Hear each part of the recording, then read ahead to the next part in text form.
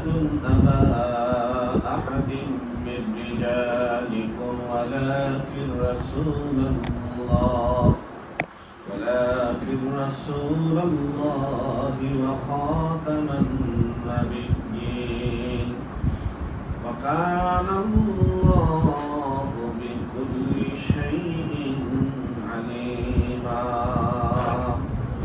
يا أيها الذين آمنوا اذكروا الله ذكرا كثيرا وسبحوه بكرة وأصيلا والذي يصلي عليكم وملائكته ليخرجكم من الظلمات إلى النور وكان بالمؤمنين رحيما تحيتهم يوم يلقونه سلام وأعد لهم أجرا كريما يا أيها النبي إنا أرسلناك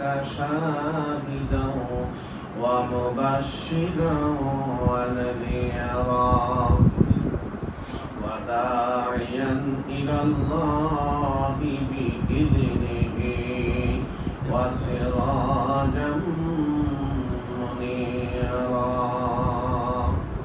إن الله وملائكته يصلون على النبي يا أيها الذين آمنوا صلوا عليه وسلموا تسليما اللهم صل على سيدنا مولانا محمد وعلى آل سيدنا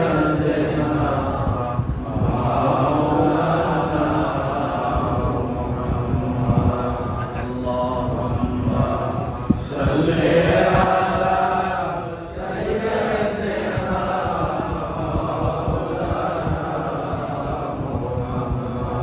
وعلى آل سيدنا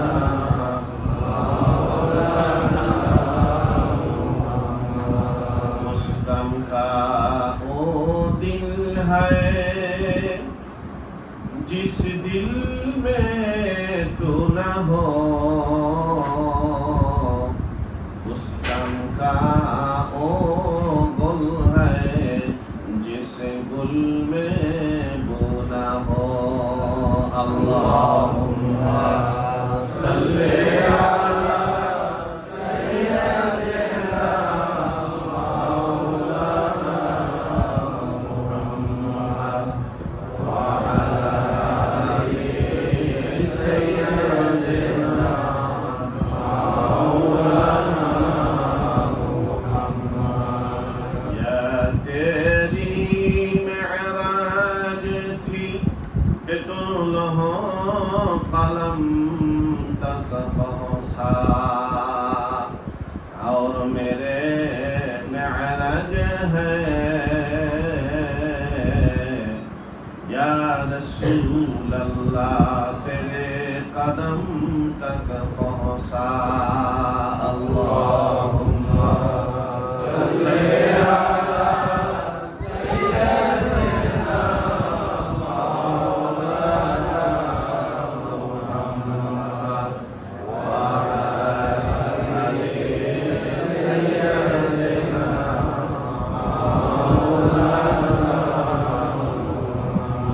सलातुन या रसूल अल्लाह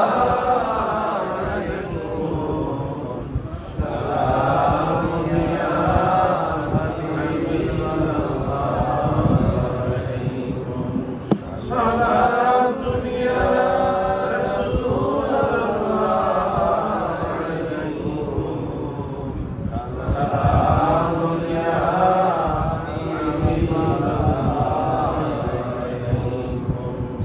সাল্লাল্লাহু আলা মুহাম্মাদ সাল্লাল্লাহু আলাইহি ওয়াসাল্লাম সাল্লাল্লাহু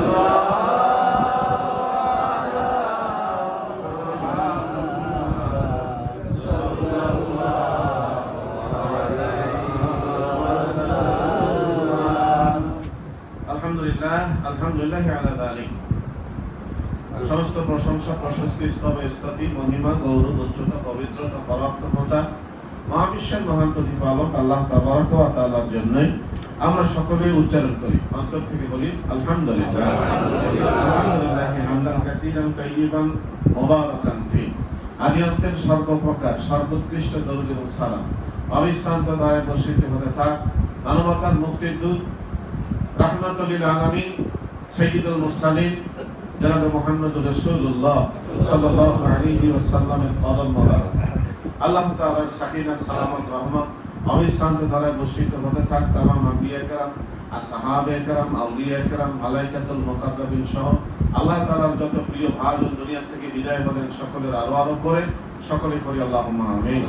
বিশেষ করে আমাদের সোনার শিকলের শোভাবর্ধনকারী আমাদের আকাবের গণ যাদের ধারাবাহিকতায় এই নিয়ামত আজ আমরা পেয়েছি, আল্লাহ তাআলা তাদের সকলের আরো পরের হাদিয়া বকশিশ করুন, সকলে করি আল্লাহুম্মা আমিন। হাজী মোল্লা লাহোরের নিকট 36 নম্বর বক্তব্য। হাজী মোল্লা লাহোরের নিকট শরীয়ত যে সর্ববিধ সৌভাগ্যের জিম্মাদার তৎ বিষয়ে লিখিতেছেন। আল্লাহ তাআলা আমাদিগকে এবং আপনাদিগকে শরীয়তের প্রকৃত তত্ত্বের সহিত সম্মিলিত করুন। আমার এই দোয়ার প্রতি যে আমিন বলিবেন তাহাকেও আল্লাহ পাক কৃপা দান করুন, আল্লাহুম্মা আমিন। শরীয়ত 3 ভাগে বিভক্ত। ইলম, হালাল হারাম, ফরজ ওয়াজিব ইত্যাদি জানিয়ে দেওয়া। 2 নম্বর আমল, উক্ত ইলম অনুযায়ী কার্য করা। 3 নম্বর ইখলাস, উদ্দেশ্য বিশুদ্ধ করিয়া সর্ববিধ কার্য করা। এই 3টি শরীয়তের অংশ। ইহারা যদি পূর্ণরূপে সুসম্পন্ন না হয় তবে শরীয়তই হইবে না। উক্ত শরীয়ত যখন পূর্ণতা লাভ করিবে তখন আল্লাহ তাআলার সন্তুষ্টিও লাভ হইবে, যাহা ইহ পরকালের সর্ববিধ সৌভাগ্য হইতে শ্রেষ্ঠ। আল্লাহ তাআলা ফরমাইয়াছেন, আল্লাহর সন্তুষ্টি বৃহত্তম। অতএব ইহকালের ও পরকালের যাবতীয় সৌভাগ্যের দায়িত্ব শরীয়তের প্রতি ন্যস্ত আছে। এরূপ কোন সৌভাগ্য নাই যে তাহার জন্য শরীয়ত ব্যতীত অন্য কাহারও শরণাপন্ন হইতে হয়। তরিকত ও হাকিকত তত্ত্ব অবগতির পর যাহা সফিগণের একচেটিয়া, তাহা শরীয়তের 3য় অংশ ইখলাসের পূর্ণতার সাহায্যকারী খাদেম স্বরূপ। উহাদের দ্বারা শরীয়ত পূর্ণ করাই উদ্দেশ্য, অন্য কিছু নহে। যেসব হালত ও লম্পঝম্প এবং ইলমে মারিফত প্রতিমধ্যে পরিলক্ষিত হয়, উহার কোনটি উদ্দিষ্ট বস্তু নহে, বরং তরিকতপন্থী শিশুদিওকে ভুলাইবার খেলনা স্বরূপ। উহা ধারণাকৃত বস্তু মাত্র। ওই সমস্ত অতিক্রম করিয়া আল্লাহ তাআলার সন্তুষ্টির মাকাম, যাহা সুলুক ও জজবার শেষ মাকাম, তাহা লাভ করা কর্তব্য। আল্লাহ তাআলার সন্তুষ্টির মাকামে আনুষঙ্গিক ইখলাসের মাকাম অর্জন ব্যতীত তরিকত ও হাকিকতের পথ অতিক্রম করার কোনোই উদ্দেশ্য নেই। প্রতিবিম্বত্রয় ও আত্মিক দর্শনের মাকাম সমূহ অতিক্রম করিয়া সহস্রের মধ্যে হয়তো 2-1 ব্যক্তি উক্ত ইখলাস বা রেজার মাকামে উপনীত করিয়া, সহস্রের মধ্যে হয়তো 2-1 ব্যক্তি উক্ত ইখলাস ও রেজার মাকামে উপনীত হইয়া থাকে। ইতর দৃষ্টিধারী ব্যক্তিগণ লম্পঝম্পের হালত ও তাজাল্লি ও আত্মিক দর্শন ইত্যাদিকেই মূল উদ্দেশ্য মনে করিয়া থাকে। অতএব তাহারা ধারণার কারাবদ্ধ হইয়া শরীয়তের কামালাত বা পূর্ণতা সমূহ হইতে বঞ্চিত। ইয়া রাসূলুল্লাহ সাল্লাল্লাহু আলাইহি ওয়াসাল্লাম, আপনি মুশরিকগণকে যে কার্যের জন্য আহ্বান করিয়াছেন তাহা তাহাদের প্রতি অতি বৃহত্ত। আল্লাহ তাআলা যাহাকে ইচ্ছা করেন স্বীয় সান্নিধ্যানে নির্বাচিত করিয়া লন, এবং যে ব্যক্তি প্রত্যাবর্তন করিয়া তাহার দিক চাইতে চায় তাহাকেও সুপথ প্রদর্শন করেন।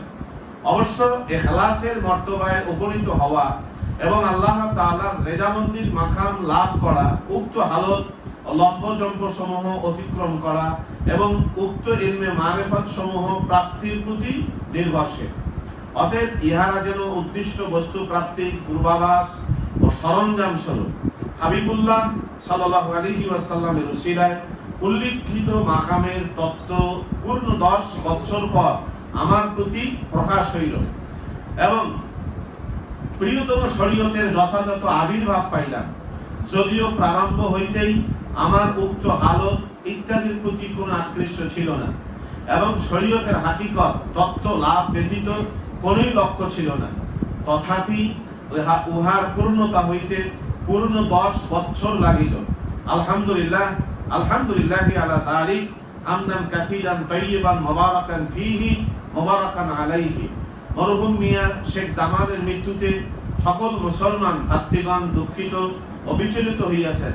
তাহার সন্তানগণকে আমার দিক হইতে দোয়া ও সমবেদনা জানাইবেন। ওয়াসসালাম। আল্লাহ তাআলা এই 36 নম্বর বক্তব্যের পূর্ণ নিয়ামত আমাদের সকলের নসিব করুন। সকলে বলে আল্লাহুম্মা আমিন।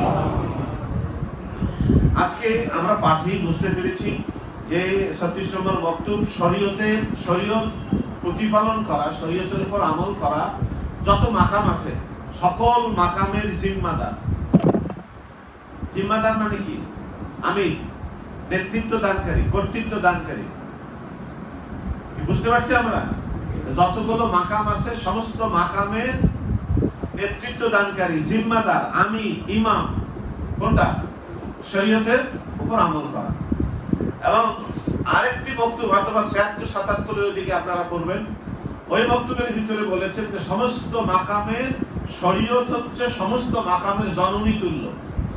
অর্থাৎ মা ছাড়া যেন সন্তান হয় না, প্রত্যেকটা জিনিসের যেমন মূল থাকে, আমাদের এই তরিকতের যতগুলো মাকাম আছে এর মূল মা হচ্ছে শরীয়তের উপরে আমল করা। আল্লাহ তাআলা আমাদের তৌফিক দান করুন, আল্লাহুম্মা। এবং মুজাদ্দিদ আল-কাসাই রাহমাতুল্লাহ আলাইহি শরীয়তকে 3 ভাগে বিভক্ত করেছেন। আল্লাহ তাআলা আমাদেরকে দুনিয়ায় প্রেরণ করেছেন তার ইবাদতের জন্য। ওয়া খালাকতুল জিন্না ওয়াল ইনসা ইল্লা লিয়াবুদুন। এই ইবাদত মানে হচ্ছে কি? পবিত্র করা, পরিশুদ্ধ করে আল্লাহর পরিচয় প্রদান করা। ইবাদত মানে কি? পবিত্র পরিশুদ্ধ করে আল্লাহর পরিচয় দান করা, এটাই হচ্ছে ইবাদত। এখন আল্লাহ তাআলা পবিত্র পরিশুদ্ধ, আল্লাহ তাআলার সাথে যদি কারো সম্পর্ক তৈরি হয় তাকে পবিত্র এবং পরিশুদ্ধতার সম্পর্ক তৈরি করতে হবে। এজন্য আল্লাহর ইবাদত করতে গেলে আগে মানুষকে পবিত্র হতে হয়। সে পবিত্র ভেতরে যেমন করতে হয় বাহিরেও করতে হয়। আবার যে যার ইবাদত করব তার প্রতি যে আমাদের একই আকীদা, বিশ্বাস, এটাও পূর্ণ পরিশুদ্ধ থাকতে হবে। আকীদা যদি কারো পরিশুদ্ধ না হয়, এ লোকটার আমল যদি পুরো শরীয়ত সম্মত জীবন ভর করে তবু তার জান্নাত নসিব হবে না। আবার কারো যদি আকীদা পরিশুদ্ধ থাকে আর জীবনটা গুনাহে পূর্ণ হয়, তারপর আল্লাহ তাআলা ওই পরিশুদ্ধ আকীদার কারণে তাকে জান্নাত দান করবে। যে আমাদের ইমাম, আমাদের তরিকতের একজন মুফতি গিয়াসাত আলী খান শাহজাহানপুরী রহমাতুল্লাহ আলাইহি, আমরা দোয়া করি তার জন্য সবসময়। এই মোরাকাবার আগে যে দোয়াগুলো করা হয়, তো দোয়ার মধ্যে ওনার নাম রয়েছে। তো আমাদের এই তরিকায় অনেক বড় বড় আলেম ছিল। তো মুফতি গিয়াসাত আলী খান শাহজাহানপুরী রহমাতুল্লাহ আলাইহি উনি একটা বই লিখেছেন, নিয়ামতের উজমা। উজমা মানে সবচেয়ে বড় নিয়ামত, মানে ইলমের উপরে, এই আকীদার উপরে কথাগুলো লিখছেন। তো উনি এই আকীদার বিষয়ে প্রথম যে আমি কথাটা বললাম, এই কথাটা উনি লিখছেন এখানে। এবং এমন কিছু অথেন্টিক কথা এখানে লেখা আছে যেটা আমি এত বই পুস্তক পড়েও পাই নাই। যেমন একটা খালি বলে যাই যে উনি লিখছেন, একটা হাদিস উল্লেখ করে বলছেন যে কোনো ব্যক্তি যদি ইলম অন্বেষণকারীকে একটা কলম সহায়তা করে তো সে নিজের জন্য জান্নাতকে সাব্যস্ত করে না। এইরকম ইলমের উপরে, আমলের উপরে, আকীদার উপরে অসংখ্য তত্ত্ব উনি লিখছেন এই বইটার মাধ্যমে। এই আকীদার কথাটা কেন বললাম, উনি ওই কথাটাই লিখছেন যে যদি কারো আকীদা পরিশুদ্ধ না হয় আর সে যদি শরীয়তের উপরে সারা জীবন আমল করে, তার কোনো নাজাতের ব্যবস্থা হবে না। আর যদি কারো আকীদা পরিশুদ্ধ থাকে আর যদি জীবনটা গুনাহে পূর্ণ হয় তো সে মাপ পেয়ে যাবে। এই জন্য কোরআন শরীফের ভিতরে দেখবেন প্রথমে বলা আছে ইয়া আইয়ুহাল্লাযীনা আমানু, ইয়া আইয়ুহাল্লাযীনা আমানু, তারপরে আমলের কথা। এই ইমানদারেরা তোমরা সালাম দাও, এই ইমানদারেরা তোমরা দ্বীনের উপরে ইসলামের উপরে পরিপূর্ণ প্রবেশ করো, এই ইমানদারেরা তোমরা মানুষের সাথে কোমল কণ্ঠে কথা বলো, এই ইমানদারেরা তোমরা আল্লাহকে ভয় করো। এই যে আমলের কথা বলার আগে কার কথা বলছেন? ঈমানের কথা, আকীদার কথা। এই জন্য আকীদা আমাদের পরিশুদ্ধ থাকতে হবে। এরপরে যে আকীদা পরিশুদ্ধ করার পরে আল্লাহ তাআলা আমাদেরকে যে তার ইবাদত করে পরিশুদ্ধ করে করে আল্লাহ তাআলা যে নৈকট্য দান করবেন, এই আল্লাহ তাআলার নৈকট্য কিন্তু আমাদের এই শারীরিক নৈকট্য না, অবয়বগত নৈকট্য না। স্থান যেমন নৈকট্য তার দাবি রাখে, এই স্থানের দাবিদার নৈকট্যের মতো না। এটা হচ্ছে ভালোবাসার নৈকট্য। ভালোবাসা দূরেও যাইতে পারে, নিকটেও থাকতে পারে। এই জন্য ভালোবাসাটা সম্পূর্ণ ভিন্ন জিনিস এবং ভালোবাসা থাকে অন্তরে। এই জন্য অন্তরও পরিশুদ্ধ দরকার, যাতে ভালোবাসাটা পরিশুদ্ধ থাকে এবং আল্লাহর নৈকট্য হাসিল করা যায়। এবং এইটা হাতে কলমে শিক্ষা দেওয়ার জন্য আল্লাহ তাআলা যুগে যুগে নবী রাসূলগণকে প্রেরণ করেছেন এবং নবী রাসূলগণের মাধ্যমে আল্লাহ তাআলা তার বাণী প্রেরণ করেছেন। তো এই যে বাণী যে প্রেরণ করেছেন, কোন পদ্ধতিতে বান্দা চললে ব্যক্তি, পরিবার, সমাজ, রাষ্ট্র সব জিন্দেগি তৈরি করলে পরে তাহলে আল্লাহর নৈকট্য হাসিল করতে পারবে, আল্লাহর পরিচয় লাভ করতে পারবে, আল্লাহ রেজামন্দি অর্জন করতে পারবে, সন্তুষ্টি অর্জন করতে পারবে। এই জন্য কি করলেন? আল্লাহ তাআলা শরীয়ত দিলেন। আর শরীয়ত কি? এই শরীয়তটা হচ্ছে ইসলাম। জয় বলি, শরীয়তের নাম কি? ইসলাম। কোরআন শরীফে সালামুন, সিলমুন ধাতু দিয়ে অনেক শব্দ তৈরি হয়েছে, এর রূপান্তরিত শব্দ অনেক রয়েছে। যারা আমার লেখা ওই যে আল কোরআনের তথ্যাবলী বইটা পেয়েছেন তারা তো পাইছেন, জানেন। যারা পাননি সংগ্রহ করে দেখবেন কোরআন শরীফে কোন শব্দ কতবার। তো আল ইসলামুন শব্দটা কোরআন শরীফে আসছে 6 বার এবং শরীয়ত শব্দটা আসছে 5 বার। তো আল্লাহ তাআলা এই শরীয়ত এবং ইসলাম যে বলছেন, এই ইসলাম বা শরীয়ত যেটাকে বলছেন, এটা হচ্ছে একটা বিধান, একটা পদ্ধতি, একটা নিয়ম, একটা কার্যনীতি, একটা জীবন আচার, একটা জীবন পদ্ধতি বা আইন। সহজ কথা বলতে পারি কানুন, এটা বলতে পারি। কানুন শব্দ আরবি, কিন্তু কোরআন শরীফে কানুন শব্দের ব্যবহার করা হয়নি। আইন শব্দ ব্যবহার করা হয়েছে, শরীয়ত ব্যবহার করা হয়েছে। আর একটা শব্দ ব্যবহার করা হয়েছে দিন। কি? দিন। যেমন মালিকিয়াও মিদ্দিন, আবার ইন্নাদ দীনা ইনদাল্লাহিল ইসলাম। তো এই দিন শব্দটা কোরআন শরীফে আসছে 92 বার। 16 জায়গায় এই দিন শব্দ আসছে শুধু কিয়ামতের দিনকে বোঝানোর জন্য, বিচার দিবসের দিনকে, এই মালিক ইয়াউমিদ্দিন, এভাবে দিন শব্দ কিয়ামতের দিনকে বোঝানোর জন্য 16 বার।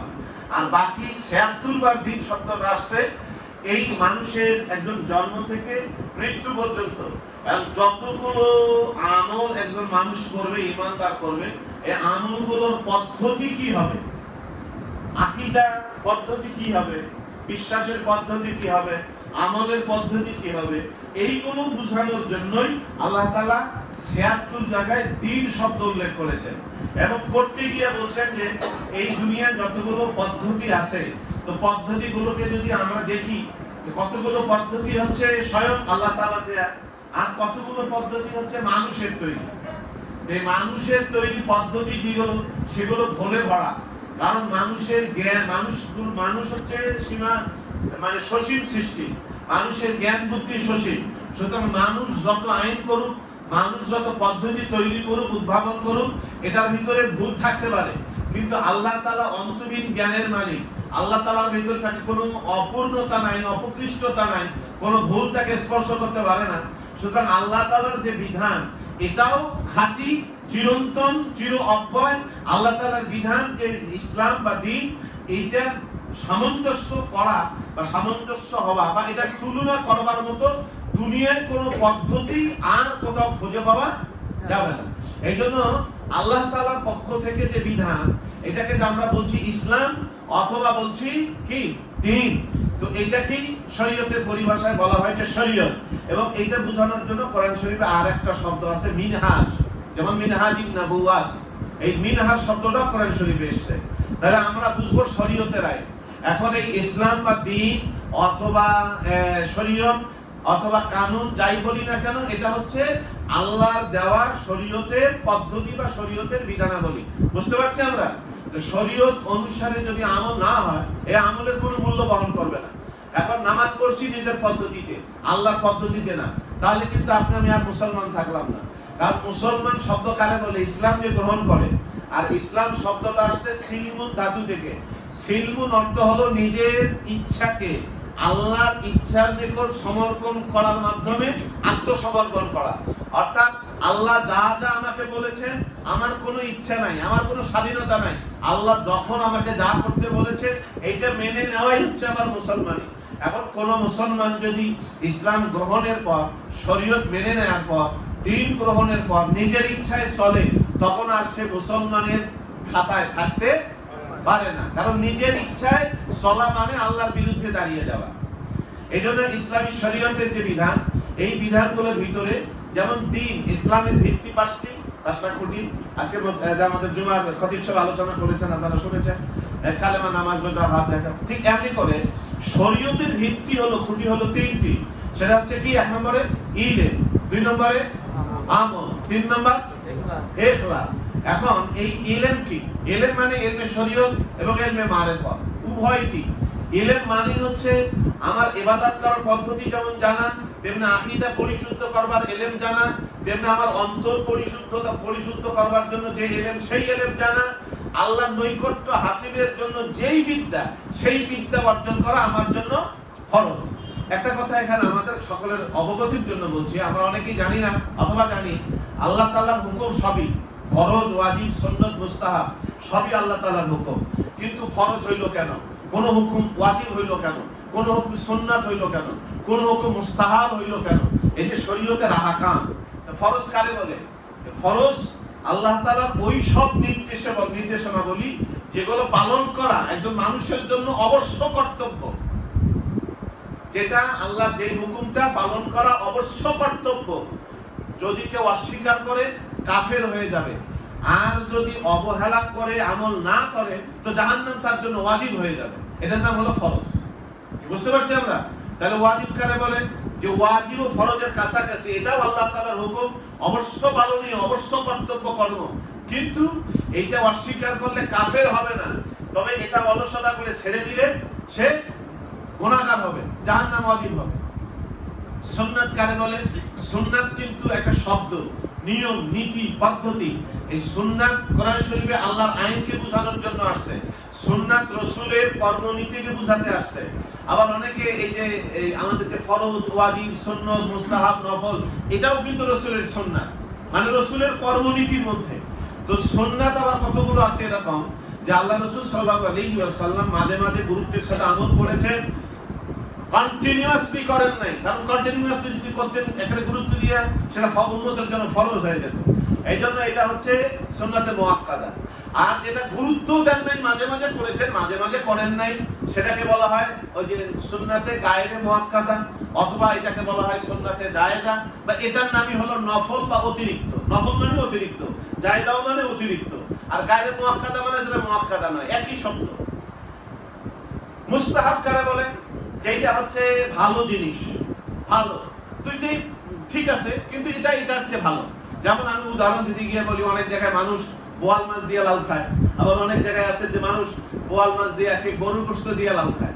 দুইটাই পাক করেছে, এবার আপনার আম্মা দুইটাই বা আমার ওয়াইফ দুইটাই সামনে দিছে, আমি খেয়ে দিয়ে বললাম না এটার চেয়ে এটা ভালো, এই যে এটার চেয়ে এটা ভালো, এটা হলো মুস্তাহাব। কি বুঝতে পারছি আমরা? এটা হলো মুস্তাহাব। আর মুবাহ কারে বলে? যেটার মধ্যে কোনো গুনাহ নাই, যেটার মধ্যে কোনো পাপও নাই, সওয়াবও নাই। যেমন পান খায় আমরা, মানুষ, অনেক মানুষ পান খায়, এটাতে পান খাওয়ার ভিতরে কোনো গুনাহ নাই, পান খাওয়ার ভিতরে কোনো কি সওয়াবও নাই। কিন্তু এই জর্দা তামাকের ভিতরে ক্ষতি হওয়ার সম্ভাবনা রয়েছে। কারণ ইসলামী শরীয়তে লা দরারা ওয়ালা দিরারা ফিল ইসলাম, ইসলামের বিধানাবলী নিজের জন্য কোনো ক্ষতির কারণ না, অন্যের জন্য কোনো ক্ষতির কারণ না। যেটা শরীরের জন্য ক্ষতির কারণ, শরীয়ত ছেড়েই কিন্তু নিষিদ্ধ করেছে। এবং ইসলামী শরীয়তের যতগুলো হালাল, আপনারা গবেষণা করে আজকের বিজ্ঞান বলছে এটা মানুষের শরীরের জন্য ফিট, এবং যেটাকে শরীয়ত নিষিদ্ধ করেছে আজকের বিজ্ঞান গবেষণা করে বলছে এটা শরীরের জন্য নন ফিট, এটা শরীরের জন্য ক্ষতিকর। তাহলে এখন শরীয়ত আমরা বলতে কি বুঝলাম? যে শরীয়তের তিনটি খাম্বা বা তিনটি খুঁটি বা তিনটি ভিত্তি। একটা হচ্ছে ইলম। তাই ইলম বলতে আমরা কোনটা বুঝবো? যে কোন আমাদের আগে জানতে হবে হালালটা কোনটা, হালালের ইলম জানতে হবে, হারাম কোনটা কোনটা আমার, যেটা আমার অজান্তে হারাম, আমার খেয়ে আমি হারাম খাবো, আমার রক্ত মাংস হারাম তৈরি হবে, রক্ত মাংস হারাম তৈরি হলে আমার ইবাদত হবে না। এই জন্য হালাল এবং হারাম এই জ্ঞানটা আগে অর্জন করা, এখানে ব্র্যাকেটে এটা বলছে। তারপরে ফরজ, এরপরে ওয়াজিব, এই বিষয়গুলো যেগুলোতে গুনাহ হওয়ার সম্ভাবনা আছে, এই বিষয়গুলোর মাসআলা ইলম আমাকে আগে জানতে হবে। ইলম খেয়াল করবেন, বুখারী শরীফ সহ সব হাদিস গ্রন্থে দেখবেন প্রথমে হাদিস তো অসংখ্য বিভিন্ন বিষয়ে, কিন্তু ইমাম বুখারীর মতো মানুষ সমস্ত মুহাদ্দিসগণ প্রথমে দেখবেন যে ইমাম বুখারী প্রথমে আনছেন কিতাবুল ওহী। ওহী মানে আল্লাহ তাআলার নির্দেশ, কষ্ট হচ্ছে? ওহী মানে কি? আল্লাহ তাআলার নির্দেশ। এরপরে দেখবেন ওনারা বাব আনছেন কিতাবুল ঈমান, কিতাবুল ইলম, ঈমান আকীদা বিশ্বাস, এটা আগে। তারপরে ইলম, ইলম এই ইলম হচ্ছে আমলের তাবে। আপনি যদি আমল করেন তাহলে আমল করতে গেলে যেটাই আমল করবেন ওটাকে জানতে হবে। আপনি যদি নামাজ পড়েন তো নামাজ আপনার জানতে হবে না কয় রাকাত নামাজ পড়বো, কিসের নামাজ পড়বো, কিভাবে পড়বো, রুকু কিভাবে দিব, সেজদা কিভাবে দিব। তাহলে আমলের আগে আপনাকে ইলম অর্জন করতে হবে। এই জন্য আল্লাহ রাসূল সাল্লাল্লাহু আলাইহি ওয়াসাল্লাম ইলমকে সবচেয়ে বেশি গুরুত্ব দিয়েছেন। এবং এই বইটার ভিতরে পেয়েছি যে আল্লাহর এক বান্দাকে জিজ্ঞাসা করা হয়েছে যে মরণকালে আপনাকে যদি জিজ্ঞাসা করা হয়, অনেক তো আমল আছে, আপনার মরণাপন্ন, আপনি একেবারে সন্নিকটে আযাবের সামনে এসে গেছে, তা আপনি কোন আমলটা করবেন? উনি বলছেন যে ইলমের মুযাকারা করা, ইলমের আলোচনা করা, আমি এইটাকে সবচেয়ে বেশি প্রাধান্য দিব। কারণ ইলমের আলোচনার চাইতে শ্রেষ্ঠ কোনো আমল আর নাই। তো এই যে আমরা আলোচনা করতেছি না, কিসের আলোচনা? ইলমের আলোচনা, ইলমিয়াতের আলোচনা। তো এখন আমাদেরকে প্রথমে শরীয়তের ইলম শিখতে হবে, এরপরে এই শরীয়ত অনুসারে আমল করতে হবে। নিজের ইচ্ছা আমল করা যাবে না। আমি আমল করলাম কিন্তু সেটা শরীয়ত কনসেপ্ট করে কিনা, শরীয়ত সম্মত কিনা, এটা আপনাকে আমাকে ভেবে দেখতে হবে। আমরা অনেকে খেয়াল করি যে আমার মাকাম, আমি দর্শন আমার হয় না, আর দর্শন করাই তো এই তরিকার মূল মাকসাদ না। খেয়াল করবেন, দর্শনধারী চরম বিপদের ভিতরে আছেন। তবে দর্শন নিয়ামত আল্লাহ তাআলা যাকে দান করবেন সেটা তো আল্লাহ তাআলারই নিয়ামত, ওরা যাকে দিবেন দিবেন। কিন্তু খেয়াল করবেন, যিনি দর্শন পাওয়ার পরে ওই অনুসারে আমল করবেন, করতে পারবেন না, তাকে আল্লাহর কাছে জবাবদিহি করতে হবে। আর যদি কারো দর্শন না থাকে, তার যদি আমলের ত্রুটিও হয়ে যায়, তো আল্লাহ তাআলা ওটা ক্ষমা করে দিবেন।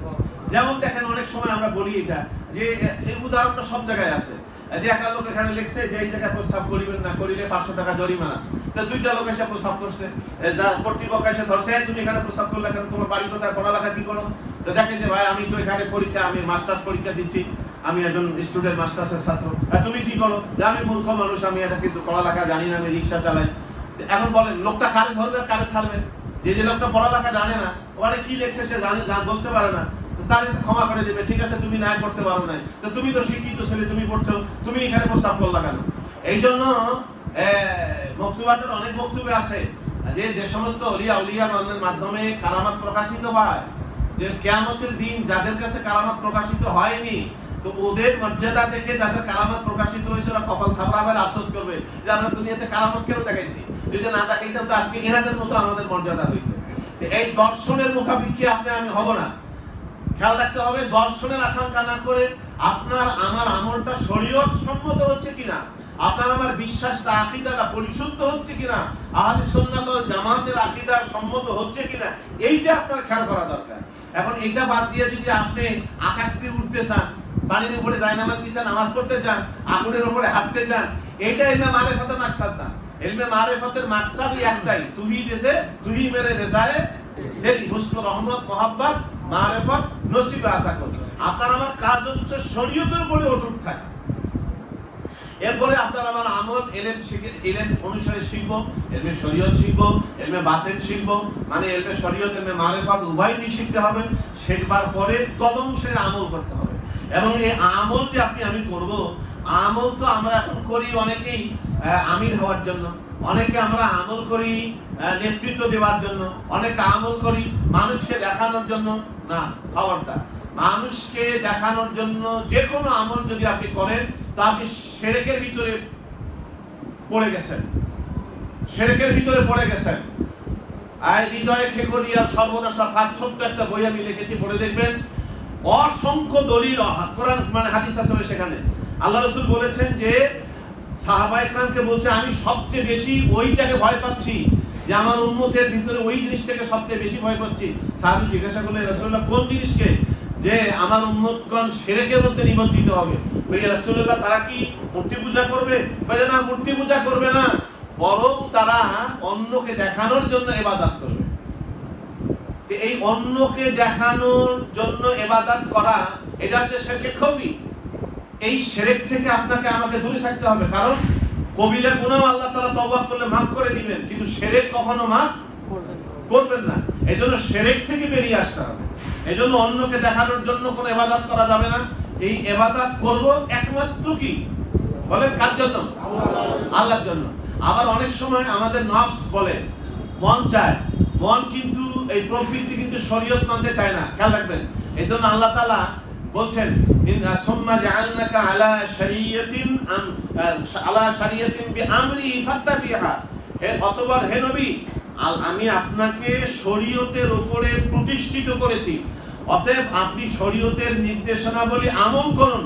হ্যাঁ, ওয়ালা তাত্তাবিউ আহওয়া আল্লাযিনা লা ইয়ালামুন, যারা জানে না তাদের প্রবৃত্তির অনুসরণ করবেন না। খেয়াল করবেন ভাষাগুলা, যারা জানে না তাদের প্রবৃত্তির অনুসরণ করবেন না। আবার অন্য জায়গায় অন্য আয়াতে আছে যে যারা প্রবৃত্তির অনুসারী তারা জানে না। এই জায়গায় একটা কথা বলা দরকার। আজকে যারা গণতন্ত্রের কথা বলে, শরীয়তের কথা বলে, শরীয়তের শাসন চায়, শরীয়তের আইন চায়, শরিয়া বিধান পালন করতে চায়, কিন্তু শরিয়া বিধান পালন করতে যাইয়া ওরাই শরীয়তের বিরুদ্ধে দাঁড়ায় যায়। যেমন ধরেন এই যে গণতন্ত্র, গণ মানে কি? জনগণ, তন্ত্র মানে কি? আইন, জনগণের আইন। আমরা কি জনগণের আইন মানবো না আল্লাহর আইন মানবো? জনগণ যত জ্ঞানী হোক, তার জ্ঞানের সীমাবদ্ধতা আছে, তার গবেষণার মধ্যে ভুল হাজারটা থাকতে পারে, কিন্তু আল্লাহর দেওয়া বিধানের মধ্যে কোনো ভুল আছে? সন্দেহ আছে? সংশয় আছে? কিচ্ছু নাই। তাহলে মানতে গেলে কোনটা মানবো? যদি মাটির বাতিল নিতেই হয়, যেটা ঠন ঠন করে বাজে সেইটা নেবো। টাকা দিয়ে নেবো, ভালো জিনিস নিবো না, কি না টাকা দিয়ে নিবো, ফাটা জিনিস নিবো, হরভঙ্গুর জিনিস নিব। তো আমাকে যদি কাউকে গ্রহণ করতেই হয়, তো একমাত্র কাকে গ্রহণ করবো? যার কাছে নত হলে, যাকে ডাকলে পরে, যার কাছে অপরাধ করলে পরে তিনি কোনো মাফ করে দেন, তাকে ডাকা উচিত না? আপনি দেখুন তো, দুনিয়ায় এমন কোন অপরাধী, প্রত্যেক অপরাধী কর্তৃপক্ষ থেকে পালায়, যাতে কর্তৃপক্ষের নজরে না পড়ে, পালায় বেড়ায়। যে কোনো মামলার আসামি, যে কোনো হত্যার আসামি দেখবেন, খুনের আসামি, এরা পালায় বেড়ায় কর্তৃপক্ষ থেকে।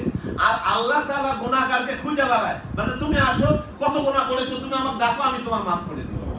তো ডাকতে গেলে, সম্পর্ক তৈরি করতে গেলে তো আল্লাহর সাথে করা উচিত, নাকি বলেন? তো আল্লাহ তাআলার বিধানই অরিজিনাল বিধান। গণতন্ত্র সম্পূর্ণ কুফরি মতবাদ। আর একটা হলো কি, ইতিহাস আমরা জানি না। আমাদের কি মুসলমানদের কোনো রাষ্ট্রের সীমানা নাই? মুসলমানদের যে এখন রাষ্ট্রের সীমানাগুলো দেখতেছে, এটা ব্রিটিশের দেওয়া। এটা ব্রিটিশরা ভাগ করে দিয়েছে এমন ভাবে যাতে এক রাষ্ট্র আর এক রাষ্ট্রের বিরুদ্ধে খালি ডাঙাডাঙি মারামারি করে, যুদ্ধ চালায়। তা না হলে দেখবেন বাংলাদেশের মানচিত্র দেখেন, ভারতের মানচিত্র দেখেন, পাকিস্তান, ইরাক, তুরান, গোটা পৃথিবী এই যে মুসলিম রাষ্ট্রের মানচিত্রগুলো দেখেন, দিচ্ছে দিচ্ছে বাংলাদেশের ভিতরে আবার দেখেন ইন্ডিয়ার বেলে ছিটমহল, আবার দেখেন বাংলাদেশের ছিটমহল আবার ইন্ডিয়ার ভিতরে, যাতে এইটা নিয়ে ভারতের সাথে মানে মুসলমানদের, এই হিন্দুস্তানের সাথে মুসলমানদের যুদ্ধ লাগে। এটা হলো ইহুদি খ্রিস্টানদের চক্রান্ত। মুসলমানদের রাষ্ট্রের কোনো সীমানা থাকবে হ্যাঁ, কিন্তু গণতন্ত্রে একটা রাষ্ট্রের সীমানা থাকা জরুরি। এই জন্য আল্লামা ইকবাল বলছেন কথাটা, যে আরব হামারা, চীন ও হামারা, হিন্দুস্তান হ্যায় হামারা, মুসলিম হ্যায় হাম ওয়াতান হ্যায়, সারে জাহাঁ হ্যায় হামারা। আরব আমার, ভারত আমার, চীন আমার নহে কবর, মুসলিম আমি সারা দুনিয়ায় ছড়িয়ে রয়েছে আমার ঘর। সীমান্ত প্রহরী সরে দাঁড়াও, আব্বাহুদের কবিতা পড়বেন, তাহলে এই ইসলামী ইয়েটা বুঝতে পারবেন। আরেকটা খেয়াল করবেন, আমাদের ইসলামের ভিতরে জাতীয়তাবাদ নাই, কিন্তু যারা ইসলামের নামে দল করতেছে তাদের সবার দেখবেন জাতীয়তাবাদ রয়েছে, জাতীয়তাবাদ। আবার দেশ পরিচালনার জন্য কেউ ধর্ম নিরপেক্ষ করেন, আবার কেউ কয় ইসলামী মূল্যবোধ, আবার কেউ কয় বাংলাদেশি, আবার কেউ কয় বাঙালি। আসলে ইসলামের ভিতরে কোনো জাতীয়তাবাদ নেই। জাতীয়তাবাদ ইসলামের সম্পূর্ণ হারাম। ইসলামের জাতীয়তাবাদ হচ্ছে বিশ্ব ভ্রাতৃত্ব, অর্থাৎ পৃথিবীর যে কোনো প্রান্তে যদি কোনো মুসলমান বলে লা ইলাহা ইল্লাল্লাহ মুহাম্মাদুর রাসূলুল্লাহ, সে আমার মুসলমান ভাই। ওই আক্রান্ত হওয়া মানে আমি আক্রান্ত হওয়া। ও যেমন পায়ে পিঁপড়া কামড় দিলে মাথা টের পায়, ঠিক ওই রকম পৃথিবীর যে কোনো প্রান্তে যদি আমার মুসলমান ভাই আঘাতপ্রাপ্ত হয়, এটার জন্য গোটা দুনিয়া মুসলমান এক দেহের মতো ওই আঘাতপ্রাপ্ত হয়। ওই মুসলমান যদি শান্তিতে থাকে গোটা দুনিয়ার মুসলমান শান্তিতে থাকে। এই জন্য ইসলামের থিম হলো খেলাফতি শাসনের মধ্যে এর কোনো সীমানা থাকবে না। কি বুঝতে পারছি? জাতীয়তাবাদ থাকবে না। আর একটা হলো গণতন্ত্রের ভিতরে খেয়াল করবেন যে মালিকানা বলা হয়, মালিকানা সমস্ত ক্ষমতার উৎস জনগণ। এটা যে বিশ্বাস করেছে সে আর মুসলমান থাকতে পারে নাই, সে সাথে সাথে ঈমান থেকে খারিজ হয়ে গেছে, কাফেরের দলভুক্ত নাম হয়ে উঠে গেছে। কেন? যে সমস্ত ক্ষমতার মালিককে আল্লাহ। কোরআন শরীফের অসংখ্য আয়াত রয়েছে, আমি বলেছি গুনে 171টা আয়াত পেয়েছি, 171টা। যদি কোনো মানুষ মনে করে জনগণ সকল ক্ষমতার উৎস, সে কোরআন শরীফের 171টা আয়াতের বিরুদ্ধে দাঁড়ায় গেল। একটা আয়াতের বিরুদ্ধে দাঁড়াইলেই কি সে আর মুসলমান থাকার কথা সুযোগ থাকে? তাহলে 171টা আয়াতের বিরুদ্ধে দাঁড়ায় গেল। আবার দেখেন, যখন আপনি এই গণতন্ত্রের কথা বলবেন তখন মেজরিটি মাস্ট বি গ্রান্ট, অর্থাৎ 1 লাখ ভোটের ভিতরে সবচেয়ে বেশি যে ভোট পাবে ক্যান্ডিডেট সে কি চেয়ারম্যান হয়, সে কি এমপি হয়। কিন্তু ইসলামের সংখ্যাগরিষ্ঠের কোনো মূল্য নাই। ধরেন আজকে সংসদে সব মুসলমান, এখন ভোট হইলো আন্তর্জাতিক বন্ধের দিন তো হইলো রবিবার, তো আমরা তো বাংলাদেশ বা মুসলিম কান্ট্রিগুলোতে শুক্রবার বন্ধের দিন। আচ্ছা, আন্তর্জাতিক সাথে আমরা তাল মিলায়া আমাদের অর্থনৈতিক ক্ষতি হচ্ছে, এবং সংসদ যদি পাস করে সমস্ত এমপি ভোট দিল যে না রবিবার বন্ধ থাকবে, জুমা রবিবার হবে, শুক্রবার সাধারণ ডে থাকবে। আচ্ছা, এইটা দিলে কি সবাই যদি ভোট দেয়, বাংলাদেশের সব মানুষ ভোট দেয়, তাহলে কি শুক্রবার রবিবার হবে? হ্যাঁ, এটা কার আইন? এইটা খেয়াল রাখতে হবে। জনগণের আইন নিচের থেকে যায় আর আল্লাহর আইন উপর থেকে আসে। এই জন্য বারবার বলা হয় জনগণের নেতা নির্বাচন হয় নিচের অনুগামীদের ভোট দিয়া, আর নবী রাসূলগণ নিচের ভোট দিয়া, উম্মতের সমর্থন নিয়া ভোট নিয়া নবী রাসূল হন নাই। এই নবী রাসূল নির্বাচন করেছেন কে? আল্লাহ তাআলা। এই তরিকার সিস্টেমটা ওই খেলাফতি সিস্টেম, এটা নির্বাচিত হবে উপরের থেকে, নিচের থেকে না।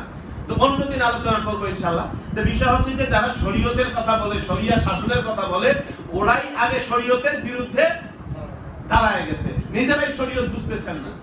শরীয়ত বুঝতে গেলে আগে ইলম শিখতে হবে। সেই ইলমটা শিখতে হবে কার কাছে?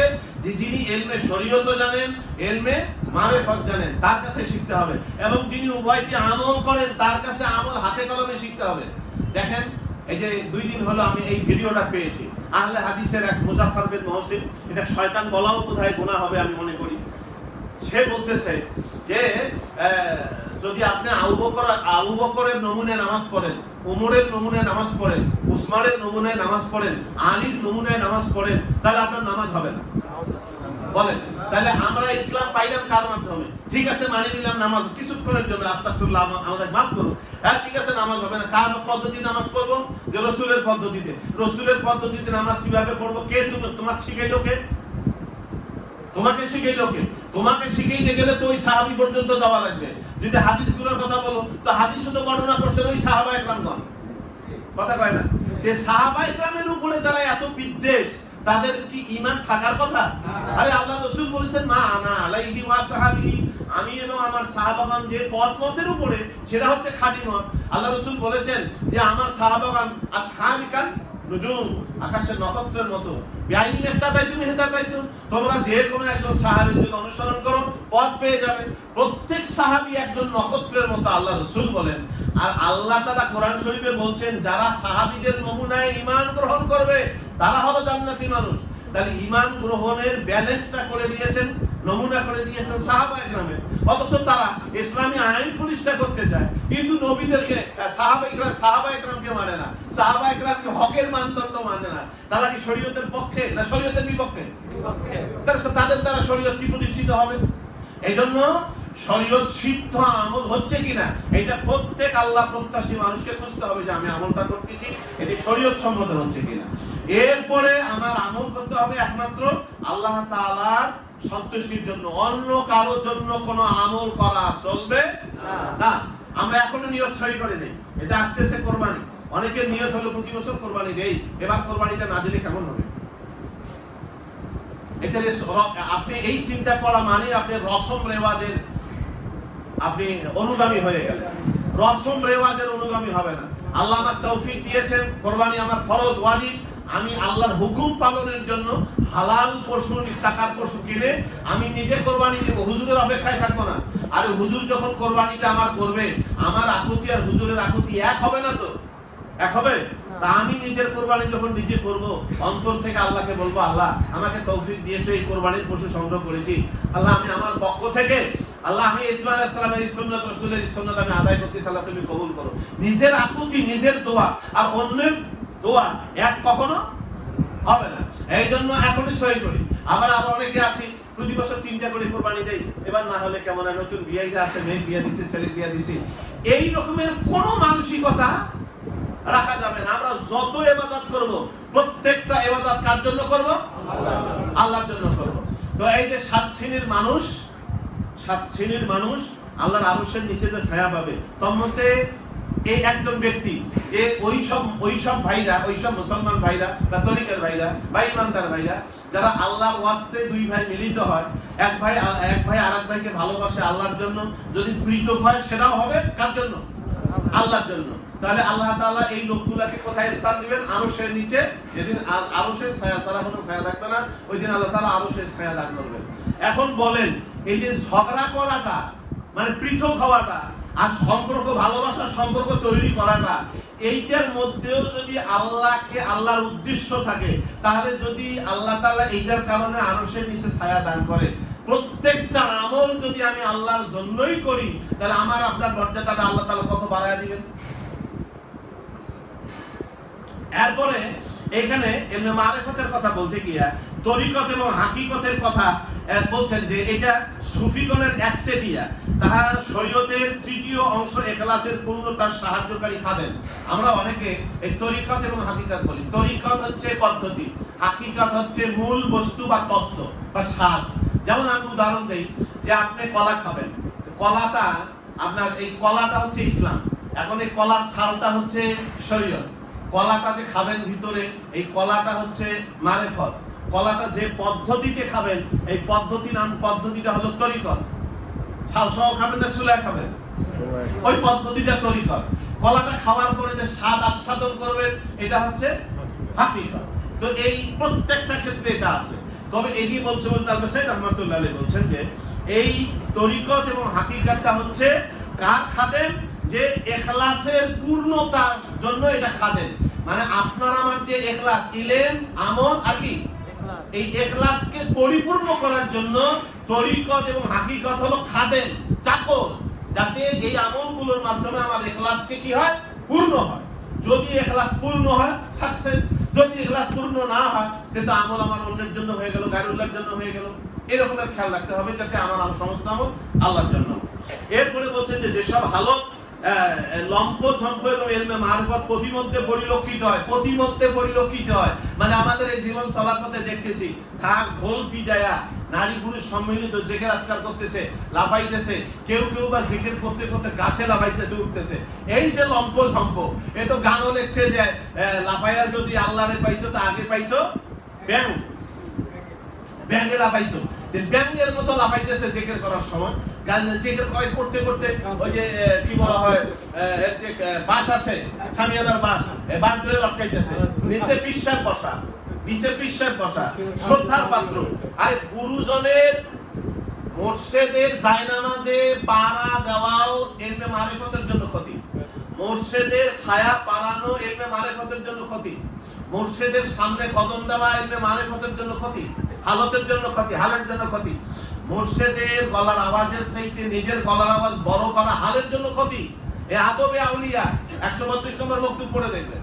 তাহলে এই যদি হয়, সেখানে পিশাব নেচে বসা আর মুড়িদ হালতের মানে হালের চোটে, হালের প্রাবল্যে বাস ধরে লটকিতেছে। মানে এটা আসলে তরিকা, মানে যে আদব, এটা আদব শিক্ষা না, বরং বেয়াদবিতার সামনে ট্রেনিং দেওয়া হচ্ছে। তবে একটা কথা খেয়াল রাখতে হবে যে অনেকে বলে, ওনারা বলে, যুক্তিও দেন যে হুজুর এটা তো অজদ হাল হয়। অজদ হাল যদি হয়, কখনো শরীয়ত ওভারটেক করবে না। মনে রাখবেন, এই বইটার ভিতরে এটা পাবেন আপনারা। শরীয়ত ওভারটেক করবে না। মজনুন, পাগল আর অজদ হাল এক জিনিস না। অজদ হাল যদি কারো হয়, সে ফরজ ওয়াজিব বাদ দেবে না, তার সুন্নত বাদ যাইতে পারে, মুস্তাহাব বাদ যাইতে পারে, কিন্তু কোন ব্যক্তির যদি অজদ হাল হয়, কখনোই ফরজ ওয়াজিব ত্যাগ হবে না। আর যদি ফরজ ওয়াজিব সুন্নত মুস্তাহাব সব ত্যাগ হয়, ওটা পাগল, ওর জন্য শরীয়ত নাই। পাগলের জন্য শরীয়তের কোনো হুকুম বর্তায় না, ও পাগল, ওর জন্য কোনো শরীয়তের হুকুম নাই। এই জন্য যারা মজজুবিয়াতের হালের কথা বইলা এই যে বেয়াদবি শিক্ষা দেয়, তাদের কাছে তরিকতের কোনো নিয়ামত আছে বলে আমার ধারণা, আমি মনে করি না। ঘাড়ের উপরে উঠে, বিশ্বের ঘাড়ের উপরে উঠে। এখন এই যে আমরা প্রতিমধ্যে যে সমস্ত দেখতেছি, এইটা ইনি বলতেছেন যে এটা আসলে কোনো উদ্দিষ্ট বস্তু না, এবং এইটা শিশুদেরকে ভুলাইয়া রাখার জন্য যে খেলনা দেওয়া হয়। অন্য এক বক্তব্যে আছে শিশুদেরকে যে আখরোট, মুনাক্কা আখরোট, এইটা দিয়ে যে বাচ্চাকে বুঝ দেওয়া হয়। ধরেন আপনার বাচ্চা একটা অনেক জিনিসের জন্য, দামি জিনিসের জন্য বায়না ধরেছে, ওই বায়নাটা না দিয়া আপনি কি করতেছেন, বাবা ঠিক আছে আমি তোমাকে এখন কম্পিউটার দিচ্ছি না, মোবাইল দিচ্ছি না, আচ্ছা তোমাকে আমি একটা ছোট দামের সাইকেল কিনে দিচ্ছি। এই যে একটা 8,000 টাকা সাইকেল দিয়া 50-60,000 টাকার একটা মোবাইল তার কাছ থেকে বিরত রাখলেন। এই যে ওকে যেমন গলাইলেন, মনটা ওরে একটু কনভার্ট করে দিলেন, ছোট বাচ্চাকে আমরা যেভাবে ডাইভার্ট করি, ঠিক একইভাবে মুফতি আল-বাসারি সাইদ রহমাতুল্লাহ আলাইহি বলছেন যে এইটা হচ্ছে ওদের শিশুদের মন সন্তুষ্ট করবার মতো। মূলত এইটা ইলমে মারিফতের নিয়ামতই না। তাহলে এখন এখানে বলছেন যে প্রতিবিম্বত্রয়, তার মানে কি কোনটা কোনটা, কোন প্রতিবিম্বত্রয়? ইলম, আমল, ইখলাস। বলি কি? ইলম, আমল, ইখলাস। এবং আত্মিক দর্শনের মাকাম সমূহ অতিক্রম করিয়া সহস্রের মধ্যে হয়তো 2-1 ব্যক্তি উক্ত ইখলাস ও রেজার মাকামে উপনীত হইয়া থাকে। রেজার মাকাম হলো আল্লাহর সন্তুষ্টির মাকাম। আল্লাহ আপনার সন্তানটাকে অ্যাক্সিডেন্ট করে মারা গেল, আলহামদুলিল্লাহ। রোগ শোক দিল, আলহামদুলিল্লাহ। ব্যবসায় কোটি টাকা নষ্ট হইল, আলহামদুলিল্লাহ। লাভ হইল, তখনও আলহামদুলিল্লাহ। আল্লাহ যাহা দেয় দুনিয়াতে সবটাই নিয়ামত হিসেবে গ্রহণ করে, আল্লাহর উপর রাজি থাকে, খুশি থাকে। এইটা হলো রেজার মাকাম। তো এই রেজার মাকাম এবং আত্মিক দর্শনের মাকাম। আত্মিক দর্শন বলতে এইটা অন্তরের চক্ষু দ্বারা একটা দর্শনের দুই ভাগে, অন্তর চক্ষু দ্বারা দর্শন, অথবা নিজেকে আল্লাহর যত নিয়ামত আল্লাহ দিয়েছেন, নিজের শরীর এবং আত্মা, এই সব বিষয় নিয়ে চিন্তা ভাবনা করবার যে জ্ঞান, এইটা, এই দুই দর্শনই হচ্ছে আত্মদর্শন। এখন এই আত্মদর্শন এবং রেজার মাকাম উপনীত হয় যদি ওই 3টা প্রতিবিম্ব যথাযথ থাকে, তখন আল্লাহ তাআলা 3টা প্রতিবিম্ব মানে ইলম, আমল, ইখলাস, 3টা যথাযথ থাকে, তখন আল্লাহ তাআলা সহস্রের মধ্যে 2-1 জনকে এই নিয়ামতটা দান করে। তো আমরা যদি সহস্রের ভিতরে নাও পাই, আরে ভাই, আল্লাহ নবী সাল্লাল্লাহু আলাইহি ওয়াসাল্লাম বলেছেন কোন ব্যক্তি যদি নেক কাজ করবার নিয়ত করে, তো যদি নেক কাজ করবার নিয়ত করে, নেক কাজ যতক্ষণ করবে ততক্ষণ পর্যন্ত, ওটা তো করার পরে সব লিখবে। এই যে নিয়তটা যে করেছে, এই নিয়তের কারণে আল্লাহ তাআলা তার আমলনামায় সব লিখতেই থাকবে। কিন্তু গুনার নিয়ত করলে গুনাহ লিখবে না। তো নেক কাজের নিয়ত করলেই যদি সব হয়, আমার সবাইকে কি আল্লাহ তাআলা একই মাকাম দান করেন? কথা বলে না। সব মানুষ কি, আরে ভাই একই ক্লাসে তো সবাই পড়লাম, কত পরীক্ষা একই দিলাম, কেউ ফার্স্ট রোল 1 হইলো, কারো 2 হইলো, আমার 50 রোল হয় কেন? ওরও যে মগজ, আমারও যে একই মগজ, ওর চিন্তা চেতনা পড়ালেখা একই স্যার পড়াইছে, অঙ্ক আমারও একই স্যার পড়াইছে, ওর রোল 1 হইলো, আমার এত হইলো কেন? সেই জন্য কি আমি বাদ দিব, নিরাশ হব? যে না, আল্লাহ তাআলা মাদ্দায়ে তাইন আইনে সাবেতা অনুসারে যার তকদিরে যে নিয়ামত রেখেছেন ওটা সে পাবে। তবে আপনার আমার যে কোশিশ, এই প্রচেষ্টাটা যেন অব্যাহত থাকে। আল্লাহ এইটা দেখতে চান, বান্দা আমাকে পাওয়ার জন্য চিন্তা ফিকির করে কিনা, কোশিশ করে কিনা, প্রচেষ্টা চালায় কিনা। সবাইকে আল্লাহর ওলি হইতে হবে এমন কোনো কথা না, সবাইকে সব মাকাম পাড়ি দিতে হবে এমন কোনো কথা না, কিন্তু সবাইকে আল্লাহর গোলাম হইতে হবে, আল্লাহর রেজামন্দি হাসিল করতে হবে, এটি হচ্ছে মূল কথা। এরপরে আসুন সর্বশেষ দেখুন, এখানে বলছেন ইয়া রাসূলুল্লাহ, আপনি মুশরিকদেরকে যে কার্যের জন্য আহ্বান করিতেছেন, খেয়াল করুন, দেখছেন সিটি, কিন্তু এখানে সম্বোধন করতেছেন কাকে? মুহাম্মদুর কি বলিয়া? দেখেন, ইয়া রাসূলুল্লাহ, আপনি মুশরিকগণকে যে কার্যের জন্য আহ্বান করিয়াছেন তাহা তাহাদের প্রতি অতি বৃহৎ।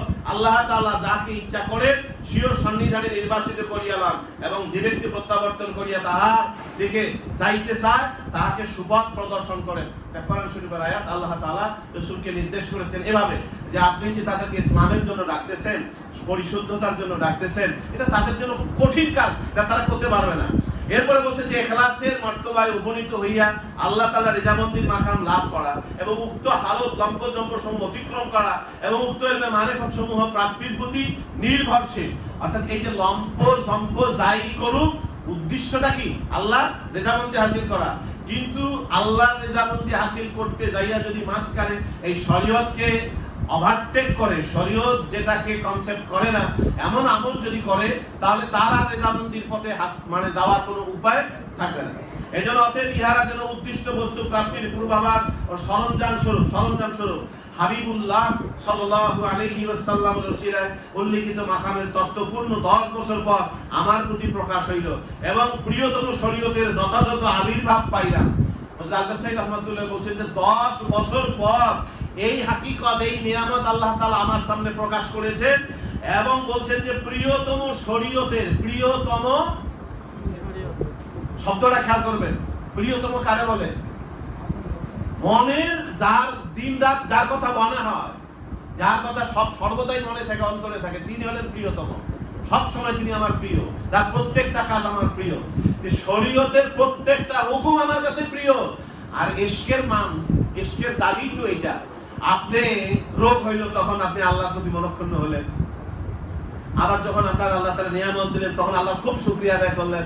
যে না, খেয়াল করবেন, বান্দাকে যখন আল্লাহ তাআলা কোনো জ্বর দেন, তো মনে রাখবেন যে আল্লাহ তাআলা এই জ্বর দেওয়ার মাধ্যমে আল্লাহ তাআলা তাকে আরো কাছে টানি নেন, নৈকট্য দান করেন। নৈকট্য মানে কি? আল্লাহ ভালোবাসা।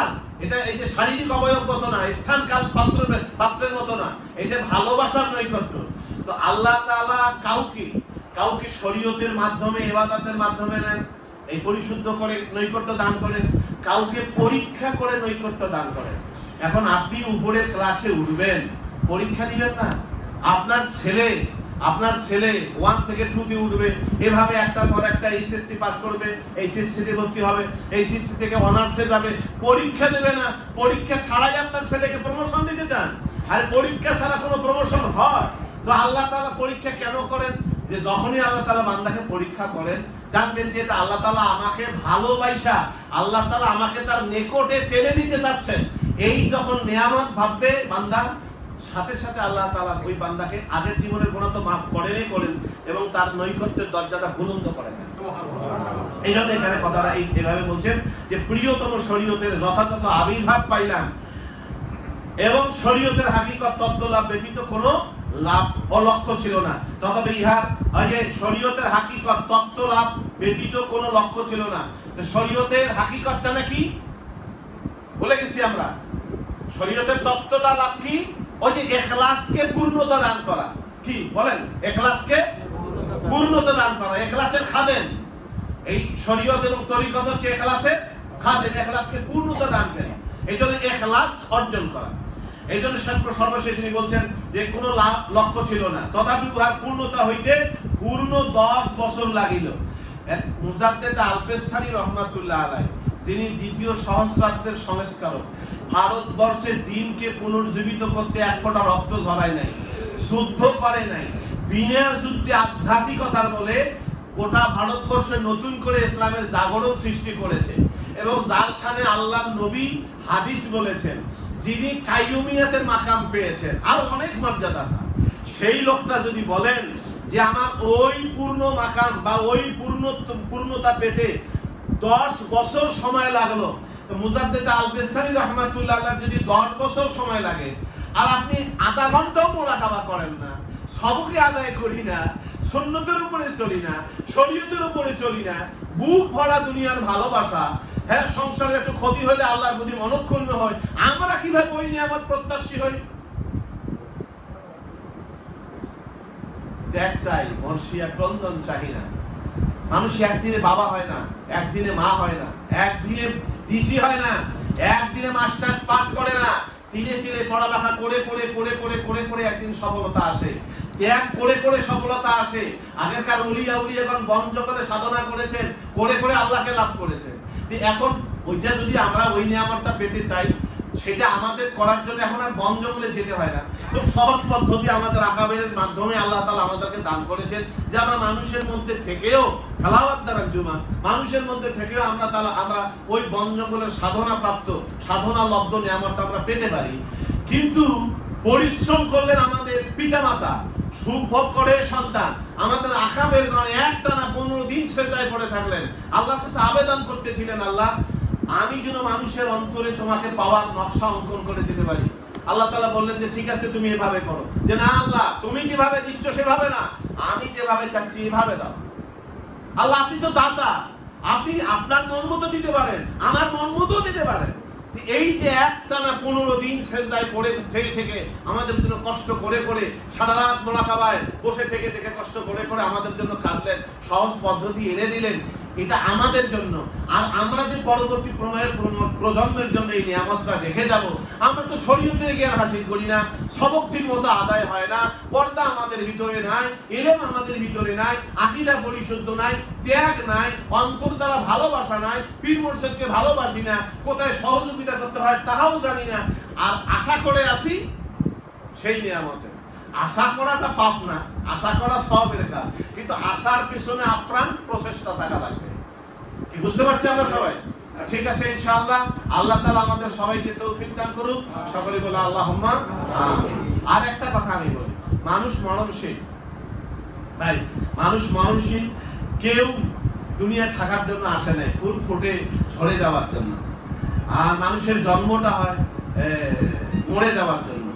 আজকে আমাদের মুর্শিদ বেঁচে আছেন, উনি অত্যন্ত অসুস্থ, আপনারা উনি এখানে আসতে পারতেছেন না, কিন্তু তাওয়ারক শেষে দোয়া শেষে আপনারা ওনার সৌজন্য সাক্ষাৎ করবেন, কিন্তু বেশি সময় নেবেন না, কষ্ট দিবেন না, একেবারে কষ্ট দিবেন না, জাস্ট ওনার সাথে একটু দেখাটা করবেন আর চলে আসবেন, এইটুকুই শুধু সুযোগ থাকবে। আর ওনার জন্য আমরা প্রাণ খুলে দোয়া করব। ওনার যতক্ষণ হায়াত আছে আমরা ততক্ষণ পর্যন্ত সবাই একসাথে থেকে এই যে আমরা স্বামীবাগের যে বাগানটা তৈরি হচ্ছে, এই বাগানটা যেন ছন্দপতন না ঘটে, এই ফুলটা যেন অকালে ঝরে না যায়, আমরা যেন সবাই সম্মিলিতভাবে এই দাওয়াতের কাজটা আমরা সবাই আঞ্জাম দিতে পারি, এক থেকে যেন আঞ্জাম দিতে পারি। পারবো না ইনশাআল্লাহ? হ্যাঁ, আজকে মুর্শিদ অসুস্থ, দেখা গেছে মুর্শিদ বাইসে আছে, আমিই নাই। এরকম হয়েছে লালমনিরহাটে, বাবাকে এই বাবা অসুস্থ, লালমনিরহাট হসপিটালে ভর্তি করাইছে, সারা রাত বাবার খেদমত করেছে, হঠাৎ করে রাস্তায় যাওয়ার সময় অ্যাক্সিডেন্ট করে মারা গেল। বাবা সুস্থ, ছেলের জানাজা দিল। অসুস্থ বাবাকে নিয়ে যে লোকটা সারা রাত থাকলো, সেই ছেলেটার জানাজা আবার ওই বাবাই দিল। কার কখন মরণের ডাক আসবে কেউ জানি না। প্রত্যেকেই যে কাজটা করব খেয়াল রাখতে হবে। আমার একটা এই ভূমিকার ভিতরে আছে যে যারা আসে তাদের চিন্তা ফিকির এইটা থাকা উচিত, আমি একটা কদম তুললাম ফেললাম, দ্বিতীয় কদম ফেলার আগে আমার ভাবা উচিত যে আমার এই কদমটা যে আমি ফেলতেছি কার উদ্দেশ্যে, দুনিয়ার উদ্দেশ্যে, আমার নফসানিয়তের জন্য, না আল্লাহর সন্তুষ্টির জন্য। এইটা প্রত্যেক আশেকের ভাবা উচিত। কথা বলার আগে ভাবা উচিত, লোক বিবরণলীন ঝাঁপ দেওয়ার আগে দেখা উচিত, ভাবার আগে আমল করার আগে উচিত। যে কোনো সিদ্ধান্ত নেওয়ার আগে আপনার আমার উচিত হবে যে আমার এই সিদ্ধান্তে আল্লাহ সন্তুষ্ট কিনা, আমার এই কথায় আল্লাহ রাজি খুশি কিনা, না আমার কথায় কোনো গুনাহ হচ্ছে, কোনো মানুষ কষ্ট পাচ্ছে, না আমার এই আমলটায় আমার কি বলা হয় কোনো ভুল হচ্ছে। এই রকমের খেয়াল করে যে আমল করে, খেয়াল করবেন সতর্কতাই অলি হওয়ার লক্ষণ। আর অসতর্ক অবস্থায় যত আমলি করেন কাজে দেবে না, দুর্ঘটনার শিকার হওয়া লাগে, দুর্ঘটনার জন্ম দেয়। সুতরাং সতর্ক থেকে আমরা কথা বলবো, সতর্ক থেকে কাজ করব। আল্লাহ যেন আমাদের তৌফিক দান করেন। সকলে বলে আল্লাহুম্মা আমিন। আমাদের আপনারা জানেন এরশাদ আলম ভাই অসুস্থ, আমাদের এক ভাই, ওনার ওয়াইফ পরিবার ইন্তেকাল করেছেন, উনি দোয়া প্রার্থী হয়েছেন, আরো অনেক ভাই দোয়া প্রার্থী হয়েছেন। এরপরে আমাদের কেরালার ওবায়েদ ভাই, আপনারা চিনেন, উনি আসছিলেন এখানে, সেই ওবায়েদ ভাইয়ের শ্বশুর ইন্তেকাল করেছেন, উনিও দোয়া চেয়েছেন। আমরা সবাই সবার জন্য দোয়া করব। তবে আমি একটা আমল আপনাদের সকলের জন্য বলি, সূরা আনআমের 17 নম্বর আয়াত, ওয়াইয়াম সাসকাল্লাহু বিদুররিন ফালা কাশিফা লাহু ইল্লা হুয়া ওয়াইয়াম সাসকা বিখাইরিন ফাহুয়া আলা কুল্লি শাইইন কাদির। এই আয়াতটা সকলেই মুখস্থ করে নেবেন। এই আমলটা আমি অনেক জনকে দিয়েছি আলহামদুলিল্লাহ। এমনকি ক্যান্সার থেকে, কেরালা থেকে, আমার কি বলা হয় যে ভারত থেকে তাকে ব্যাক করাইছে যে যা খাবার খাওয়ায় দেয়। আলহামদুলিল্লাহ এই সূরা এই আয়াত আমলের কারণে আল্লাহ তাআলা তাকে নাজাত দিয়েছেন, তিনি এখন ক্যান্সার মুক্ত। তো যারই যে রোগ হবে একটা উদ্দেশ্যে, দেওয়ার মালিককে চাইবো কার কাছে? তো আল্লাহ তাআলার এই আয়াতটা আপনারা মুখস্থ করে আমলটা করবেন। প্রত্যেক নামাজে কমপক্ষে 3 বার, উপরে 120 বার করে পড়বেন। হ্যাঁ, নিজের জন্য দোয়া করবেন, পাশাপাশি যারা আছে তাদেরকেও এই আমলটা শিখাইয়া দিবেন। ওয়াইয়াম সাসকাল্লাহু বিদুররিন ফালা কাশিফা লাহু ওয়াইয়াম সাসকা বিখাইরিন ফাহু আলা কুল্লি শাইইন কাদির, সূরা আনআম 17 নম্বর আয়াত। আপনারা এটা মুখস্থ করবেন। এছাড়াও আরো অনেক আয়াত রয়েছে, আরো অনেক আমল রয়েছে। যেমন মুজাদ্দিদ আল-বাসারি রাহমাতুল্লাহ একটা আমল করতেন, এই আমলটা আব্বা হুজুরও করতেন মাঝে মাঝে। আমি আমলটা অনেক ভাইকে দিয়েছি বলি, এবং আমি এই আমলটা করি বিশেষ বিপদের সময়।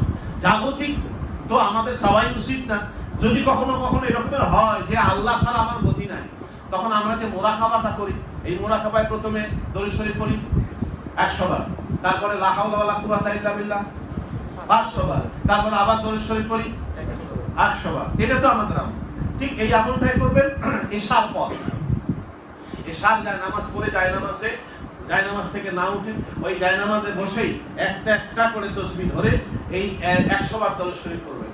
আবার একটা একটা করে দরুদ শরীফ, এই লা হাওলা ওয়ালা কুওয়াতা ইল্লা বিল্লাহ, লা হাওলা ওয়ালা কুওয়াতা ইল্লা বিল্লাহ, এটা বলতে 499 বার যখন হয়ে যাবে, তখন 500তম যেটা হবে সেটা হবে লা হাওলা ওয়ালা কুওয়াতা ইল্লা বিল্লাহিল আলিয়্যিল আযীম। পুরাটা পড়বেন। এরপর আবার দরুদ শরীফ পড়বেন, পড়ে সূরা ফাতিহা কয়েকবার 7 বার পড়বেন, পড়ে আল্লাহর কাছে আবেদন করবেন। অথবা এই সূরাটাও পড়তে পারেন, আয়াতটা পড়তে পারেন, পরে আল্লাহর কাছে আবেদন করবেন। কন্টিনিউয়াসলি 7 দিন করবেন। কন্টিনিউয়াসলি 7 দিন করবেন। মাঝখানে বাদ দিবেন না। আবার 7 দিন পরে 2-1 দিন বাদ দিবেন, আবার করবেন। ইনশাআল্লাহ তাআলা দেওয়ার মালিক আল্লাহ। ডাকার মতো ডাকলে কেন শোনেন? এটা আগে গল্প শুনছিলাম। তা আল্লাহ তাআলা দেওয়ার জন্য প্রস্তুত। হর ঘরি দেবে কত ইয়ার হো জুনা মাঙ্গে উসসে বেদা। আর একটা সুন্নাতের আমল আমরা করি, এটা আমিও করি। এবং এবারে আমাদের আব্বা হুজুর যখন অসুস্থ হয়ে গেছে, আমি খুব হয়ে গেছিলাম। ভাইদের এক একজনের আকতি দেখে, ওই যে আমার একটা গ্রুপ আছে, গ্রুপে দেখি ভাইদের আকতি কান্নার একটা তখন আমি বললাম যে এটা রাসূলের সুন্নাত যে সাদকা দেওয়া শুরু করুন।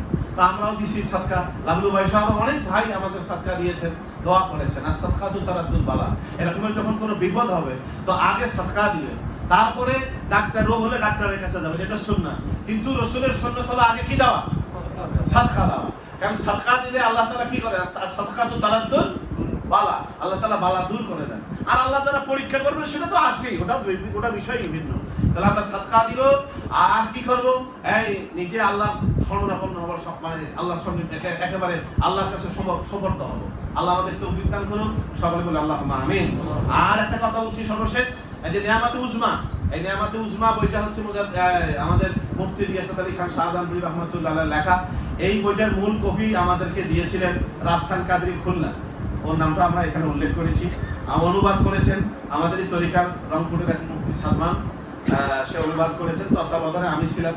আর পুরোটাই আবার আমি কম্পিউটারে দেখছি, বানান টানান একটু ভুল হতে পারে কোথাও। এই 50 টাকা হাদিয়া, এটা মুজাদ্দিদ আল-বাসারি রাহমাতুল্লাহ রুটের মধ্যে আমাদের অনেক তরিকতের অনেক আলেম ছিল, তাদের অনেক বই বাংলায় অনুবাদ হয়েছে, আব্বা হুজুরও করেছেন।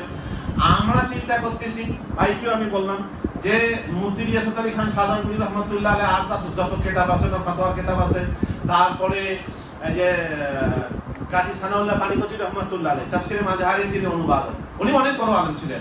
ওনার যত বই আছে, আমরা যেগুলো অনুবাদ হয়নি, আমরা এই বইগুলো একটু অনুবাদ করতে চাই। এবং এই অল্প বইয়ের ভিতরে এত মেসেজ পাবেন। আমার মনে হয়েছে যে নিয়ামতে উজমা মানে সবচেয়ে বড় নিয়ামত।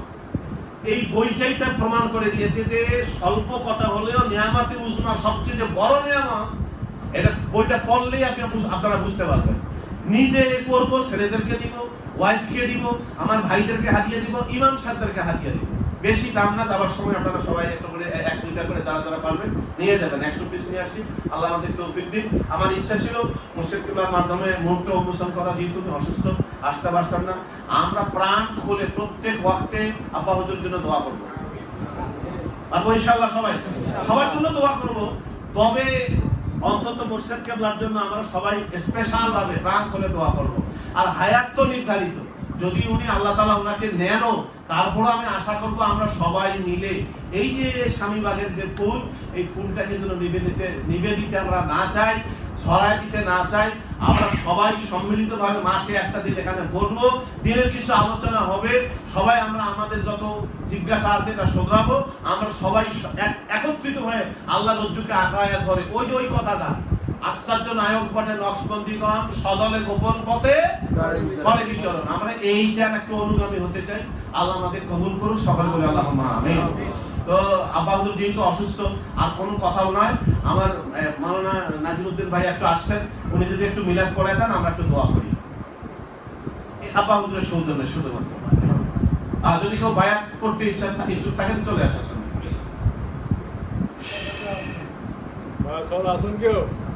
যদি কেউ বায়াত হতে ইচ্ছুক তাহলে সামনে চলে আসেন।